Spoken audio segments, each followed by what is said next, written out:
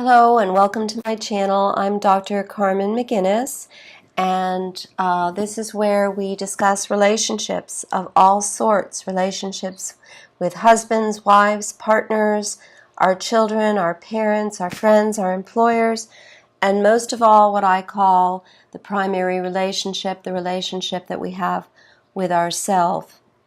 So today my topic is the benefits of being grateful.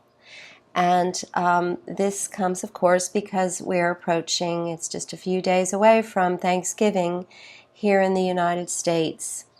So gratitude has so many faces, so many platforms, and if you're very, very fortunate, you live your life in a state of gratitude, and we're going to talk about that a little bit today.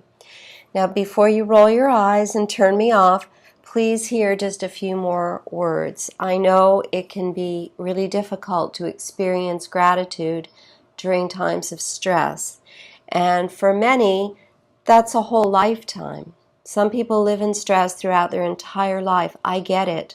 I'm a psychologist. I treat people with stress disorders. But I want to try to pitch you here today on the possibility of finding gratitude for something. And here's why. Research in the field of wellness psychology indicates that there are two sources of gratitude. There's the traditional gratitude that arises following help from another person, help of some sort. But there's also an habitual focusing on and appreciation of the positive aspects of one's life.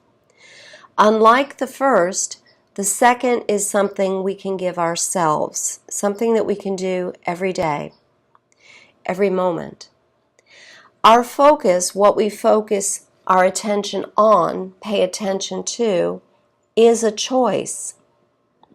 Research in the field of trauma recovery has demonstrated that even following severe trauma, it's possible to refocus your attention on something more pleasant. Now, I'm not suggesting burying trauma here. I'm an acceptance and commitment trained therapist, so I would never do that. What we tend to bury, we tend to find grows very big in our subconscious and finds its way into our life. So that's not healthy. But reliving trauma isn't healthy either. This isn't a talk on trauma, though.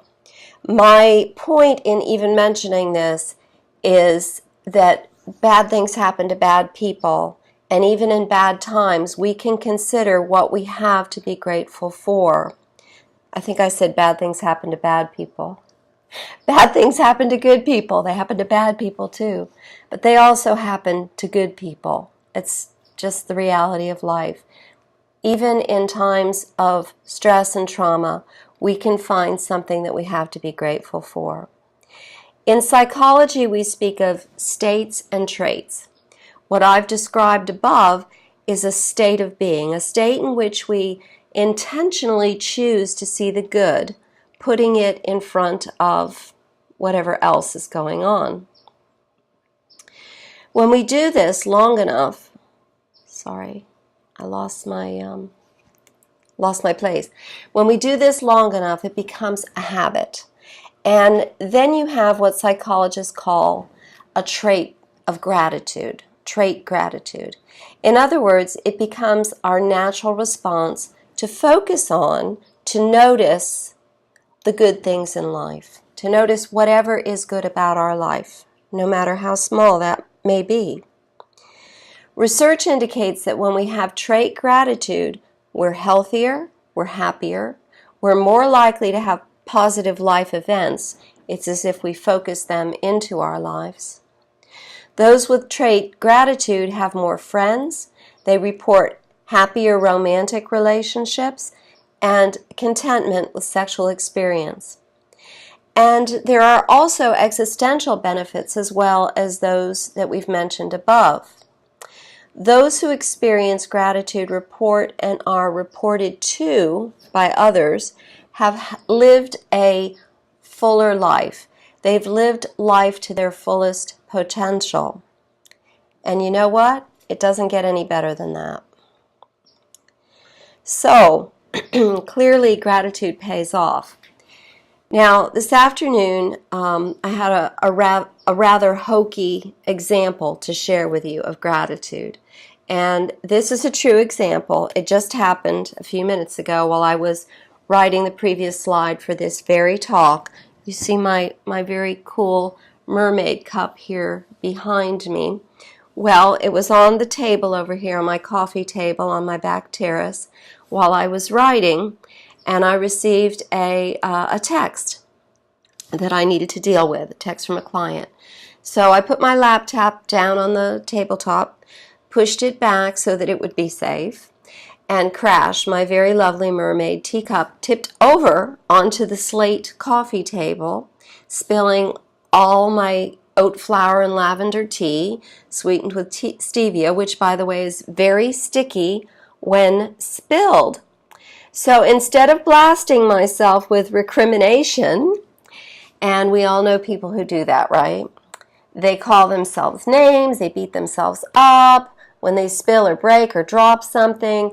I don't even like to be around people like that. I won't mention which one, but I have an ex-husband that still to this day does that sort of thing. Well, instead of doing that, I responded with, and right out loud, because I do talk to myself when I'm alone, at least the cup didn't break, I said. Then I ran for a towel to clean up the sticky mess that was rapidly dripping off the circular edge of the table and rolling all across the floor that I had just cleaned yesterday. So while squeezing out the dish towel, I felt gratitude that the wrist I broke this summer, cool scar, and some of you that have been subscribers for a while remember this, was now strong enough to manage this little mess. I could squeeze out the rag, go back and forth with fresh water, and clean up the mess before it went too far across the floor. Even as recently as September, like I broke my wrist in July, even as recently as September, I would not have been able to wring out a dishcloth. So I felt gratitude for that. So I know this is a somewhat silly example, but it's a personal one, and it's a true one, and it's really just this simple. We can feel gratitude. There's always a silver lining. It may be just a dot in the stratosphere, but it's there if you look and wait. Really, it is. And sometimes it does take a while before you see what the silver lining is, but it's important to leave open the opportunity for it to emerge, for it to manifest in your life. Another personal example follows. So, the broken wrist, July 19th. When it happened, I just really felt like I was living someone else's life. I felt like, what's going on? Bad things don't happen to me. Well, this certainly actually isn't true. I've had my share of adversity in my life. I've lived a long life, probably older than I look, and bad things have happened to me, really bad things. But what I wasn't seeing on July 19th was that bad things don't happen to me, what that really meant. And what it meant was that I always focused on the good. By July 20th, I'd regained my composure enough to remember this. And I'd had an x-ray done, I'd had a temporary splint on, I had some painkillers, thank goodness, and an appointment had been scheduled to see a surgeon. So I remembered that, yes, bad things do happen to me. And so on July 20th, I set aside the notion that bad things don't happen to me. I resisted the temptation to feel pitiful because yet another bad thing had happened to me. And instead, I did two things. And this is what I'm asking you to do. I made a list of what I'm grateful for. And I opened my heart and my mind to why this was happening and what might come of it. What might be the silver lining? What lesson might I need to learn from this? And anytime we learn a lesson, it's a silver lining. and what good may actually come of this event.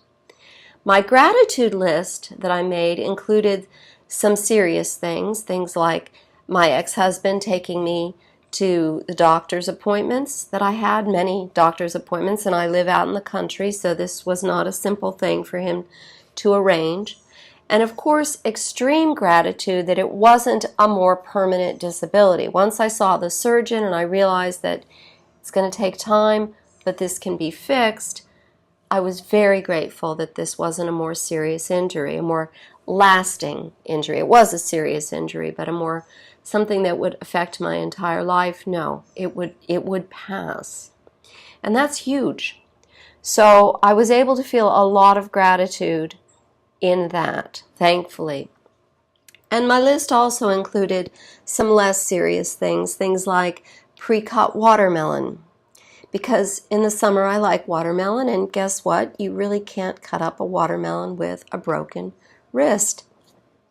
Things like the night sky, because it was just too darn hot to take my broken arm outside during the day in Florida in July. And on the morning of the 11th of August, when the humidity dropped below steam room, and I was able to sit on my back terrace and have my morning coffee without my wrist swelling up, I posted my gratitude on Facebook. And later that day I was also grateful for all the thumbs up and hearts that friends sent for my post. So the point here is I found things to be grateful for and focused on them until things got better. And slowly they did. Takes a long time to heal from a broken wrist and just to get it to where you can turn it again. And what came out of it? What did I notice when I opened my heart and mind to the possibility of a silver lining in a broken wrist? Well, here's a big one. My relationship with my 17-year-old daughter is much better now. She's learned to help Mommy. She's learned that Mommy needs help. Mommy is human, Mommy is vulnerable, and Mommy sometimes needs help. And she still does some of the things that she learned to do or had to do during the time of broken arm, like vacuuming, things like that, sweeping. And a big one for me, I learned to rely on other people. I've always been pretty independent. And this must have been a lesson that I needed to learn. I've learned to rely on other people.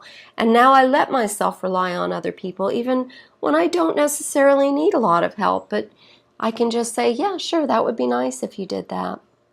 So today, just a few days before Thanksgiving here in the U.S., I invite you to consider what you're grateful for.